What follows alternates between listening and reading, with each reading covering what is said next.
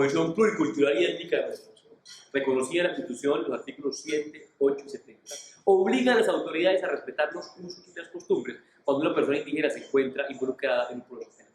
De igual forma, este reconocimiento cultural y étnico se extiende por toda Latinoamérica, razón por la cual en el presente documental verán cómo hoy el derecho penal trata a los miembros de las comunidades indígenas a la luz de la teoría del delito. También se comparará el caso de estudio no solo de toda Latinoamérica, sino también de España. Acompáñenos a continuación.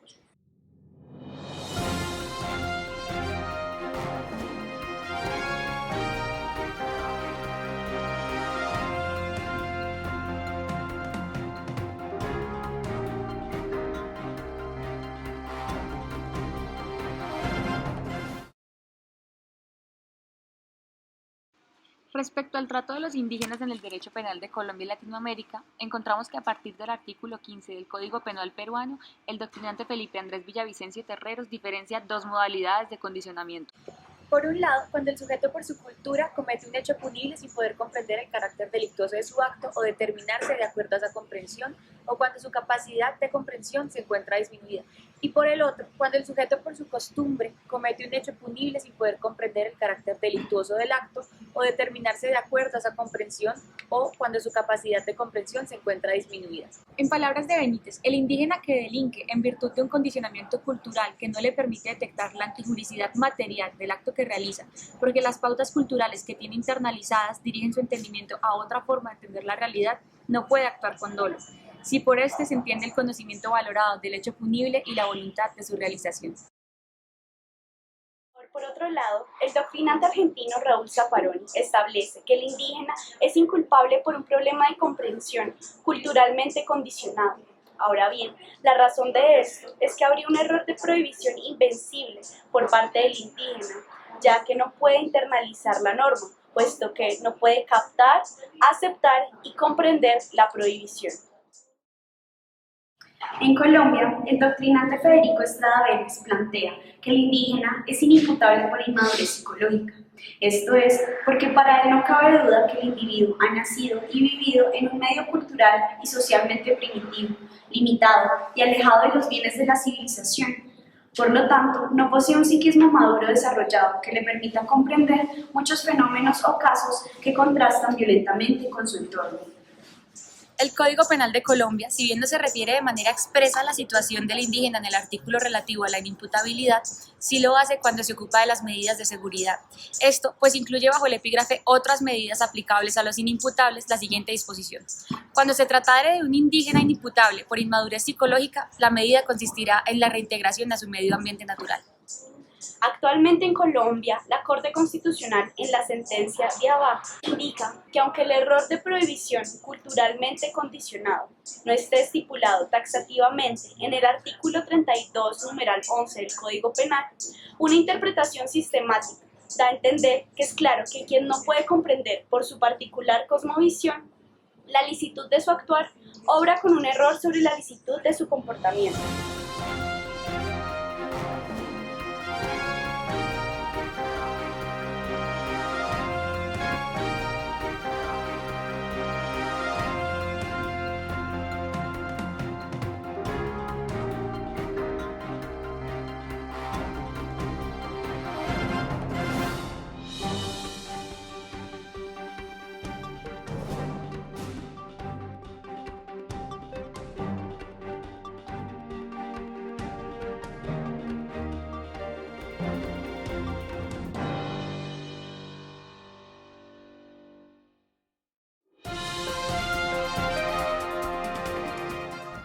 Ahora bien, a continuación se procederá a explicar el trato de estos sujetos en la jurisdicción española. Lo anterior, en ánimo de contrastar los diferentes ordenamientos jurídicos cuando unos responden a una realidad histórica que incluye su idiosincrasia en las comunidades indígenas, como bien ocurre en Latinoamérica, y aquellos ordenamientos donde no, como es el caso de España, pero bien ocurre en los casos de los inmigrantes.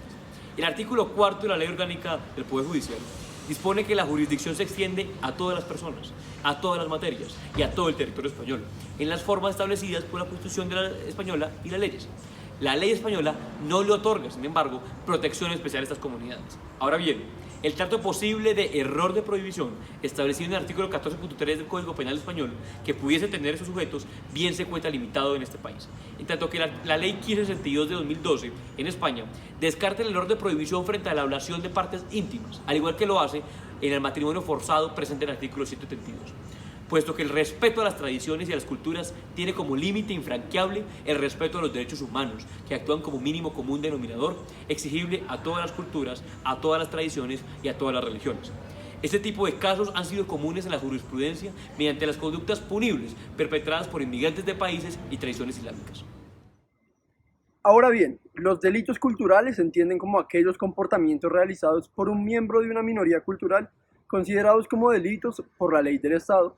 pero que son una práctica aceptada en su cultura de origen.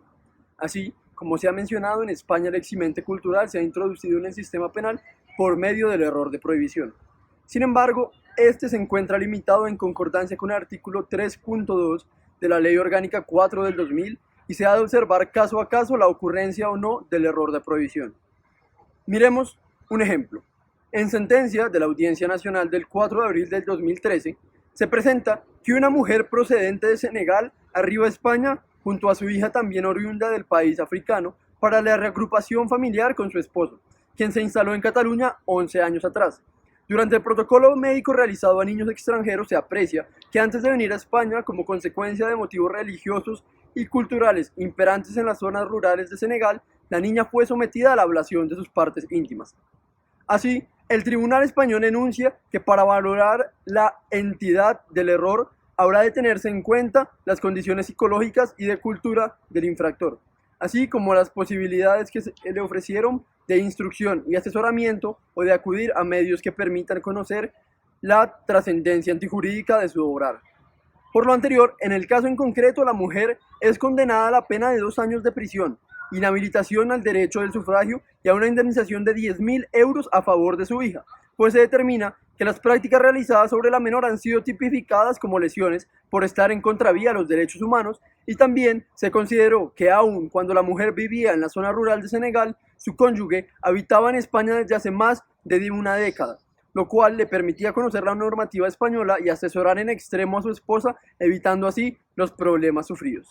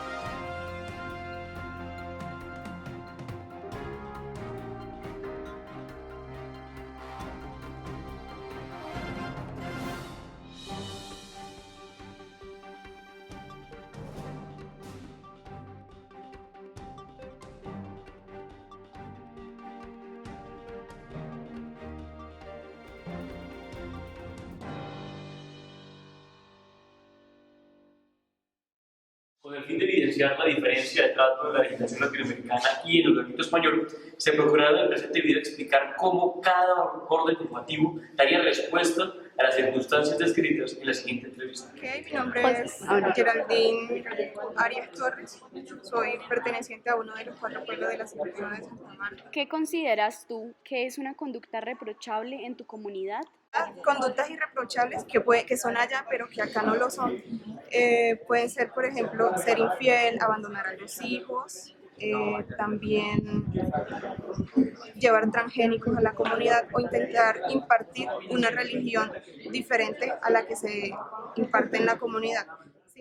¿Cómo se sancionan los delitos en tu jurisdicción?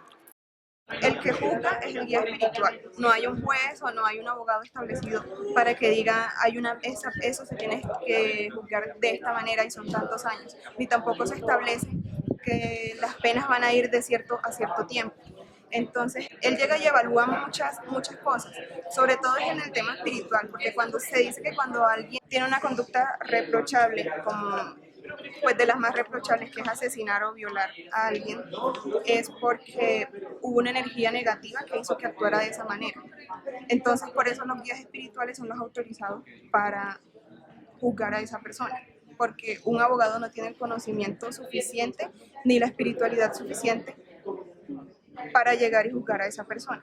¿Cuál sería un ejemplo sobre la sanción para un delito? Hubo un caso en donde en la muerte de un mayor, de alguien que era muy importante para la comunidad, un primo llegó y asesinó a otro, pero de cierta forma fue accidental porque estaban borrachos. Entonces, él decidió, porque hay 3 aspectos para juzgar por la justicia ordinaria. Entonces, es cuando la persona lo decide, cuando desconoce a las autoridades y cuando no hay seguridad suficiente para mantenerlo recluso. Entonces, él llegó y dijo, pues sí, júguenme por la jurisdicción especial. Y era indígena, pero él no usaba ni su atuendo ni sabía hablar su lengua. Sin embargo, los mamus llegaron y dijeron, pues bueno, se considera que cuando se asesina a alguien se le quita un hijo a la naturaleza, porque cuando esa persona fue bautizada se le entregó a la naturaleza y hace parte de la naturaleza. Entonces, se dice que como la conducta fue tan grave, él debía volver a nacer, o sea, ser una persona nueva. Y tendría que estar pues 9 meses, como 9 meses dentro del vientre de la mamá, pero no iban a ser 9 meses en este caso, sino 9 años. Pero durante esos 9 años, esa persona pues tiene que mantener un fogón encendido dentro del lugar donde está recluido y no lo puede dejar apagar, porque si lo deja apagar le ponen 9 años más. Así pues, en calidad de conclusión, el anterior documental dio cuenta del trato que se le tiene a miembros de grupos con cosmovisiones distintas a la estatal en términos de la teoría del delito, partiendo en primera instancia del caso latinoamericano, en donde como consecuencia de una clara raigambre por parte de la idiosincrasia indígena dentro de las comunidades de las diferentes naciones, se parte como primera conclusión de una jurisdicción independiente que respeta el control jurisdiccional de estos grupos étnicos ajenos a la estatal, con presencia de ciertos límites en términos de las conductas sujetas a su control jurisdiccional. En segunda instancia, que se ha aplicado en términos de la aplicación de la jurisdicción ordinaria 2 vertientes, una más amplia que la otra, un error de prohibición culturalmente condicionado y en segunda instancia un caso de inimputabilidad por diversidad étnica y cultural. Y en última instancia, es decir, en segundo caso, el caso español, donde si bien la ley ni la Constitución prevé una protección particular a grupos étnicos o culturales diferentes al común denominador, sí se ha planteado en términos de la aplicabilidad diferentes figuras que dan respuesta a esa diversidad, en tanto de que como consecuencia de la nula presencia indígena o de grupos étnicos presentes en la legislación, se plantea un error de prohibición, en tanto de que se carece del conocimiento de lo intelectuoso de la conducta. Sin embargo, la ley sí prevé límites a este error de prohibición y el caso más claro fue el planificado en términos de los inmigrantes.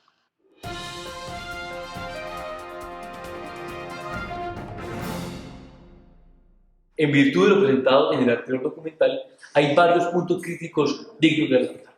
En primer lugar, en el caso de la aplicación del error de prohibición, en términos de ser culturalmente condicionado, la primera crítica resalta en el término error, en tanto de que este supone una visión discriminatoria. Esta visión viene desde el siglo VI, cuando Fray Bartolomé de las Casas denunció el brutal trato que le tenía frente a los indios y criticaba de manera directa la visión de estos como animales y sin almas. Posteriormente, para Colombia, en el siglo XIX, en la Ley 89 de 1890, se manifestaba lo siguiente, y abro comillas: la legislación general de la República no regirá entre los salvajes, que vayan reduciéndose a la vida civilizada por medio de las naciones.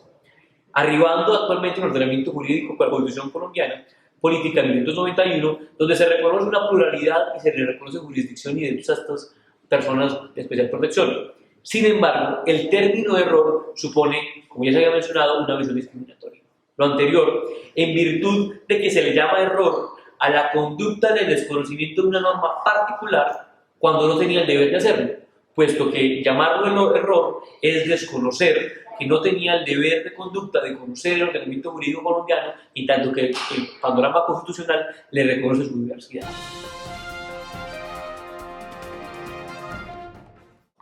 Esta crítica tiene un tema profundamente teórico, en tanto de que ambas posturas que dan solución a la situación en la cual nos encontramos, ambas posturas aceptadas por la Corte Constitucional, es decir, la inimputabilidad por diversidad étnica o el error de prohibición culturalmente condicionado, suponen que se encuentran dentro del ámbito de la culpabilidad en términos de autoridad del delito, lo cual tiene una visión supremamente occidental en términos teóricos, puesto que prácticamente no genera ninguna diferencia. Si una persona sale libre como consecuencia de que la conducta no es típica, o si una persona sale libre como consecuencia de que la conducta es jurídica, es decir, el cumplimiento del elemento jurídico, no tiene ninguna diferencia que la persona salga libre por términos de culpabilidad. Pero sí hay una diferencia teórica, puesto que si la manera de solucionar la diversidad étnica que Latinoamérica padece se encuentra dentro de la culpabilidad, supone que la conducta no solo es antijurídica en términos de que es reprochable por parte del Estado, sino que también es típica. Y en términos de antijuridicidad hay un elemento particular. Y es que si se digo que la conducta es antijurídica, supongo que tiene un elemento esencialmente injusto. Y aquí la crítica. ¿Realmente se puede predicar injusto sobre la conducta de una persona en cumplimiento de sus usos y costumbres milenarias cuando éste tiene reconocimiento constitucional? ¿Es realmente injusto una conducta de una persona perpetuada dentro de una comunidad indígena cuando ésta no solo es reconocida por la Constitución, sino que lo hace en cumplimiento de su mismo ordenamiento jurídico?